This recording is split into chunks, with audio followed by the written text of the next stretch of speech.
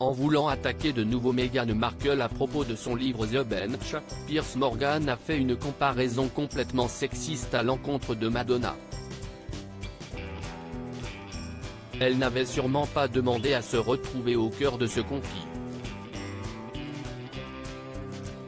Depuis plusieurs mois, Piers Morgan se fait une joie absolue d'attaquer à la moindre occasion Meghan Markle, qui lui a en quelque sorte fait perdre sa place au Good Morning Britain après son interview accordée à Oprah Winfrey. Mais de nouveau en selle avec un nouvel emploi, le journaliste a retrouvé sa tribune pour tacler violemment la duchesse de Sussex, qui vient de nouveau de faire les frais de sa mesquinerie. Mais visiblement à court de punchlines bien senties, Piers Morgan a fait en quelque sorte une victime collatérale dans sa bisbille avec l'épouse du prince Harry, Madonna.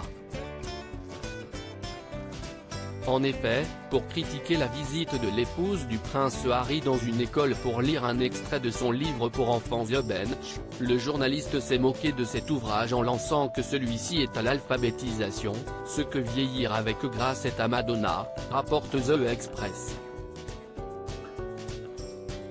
Une remarque au summum du déplacé de la part de Piers Morgan, qui ne frôle plus simplement avec la moquerie, mais bien désormais avec le sexisme, s'attaquant à l'une des plus grandes pop stars au monde pour assouvir son envie de critiquer la duchesse de Sussex, qui n'a jamais pris la peine de répondre à ses attaques répétées.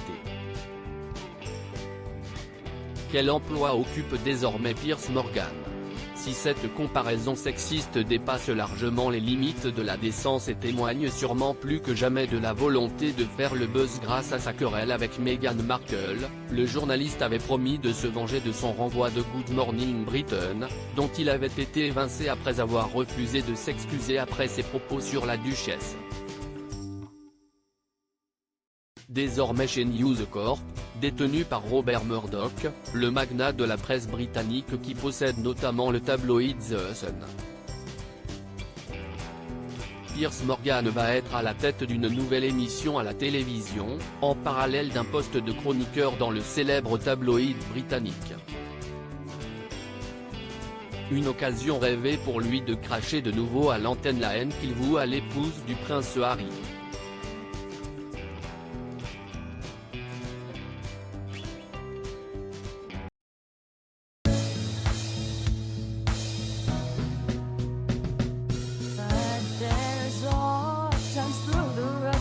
I've been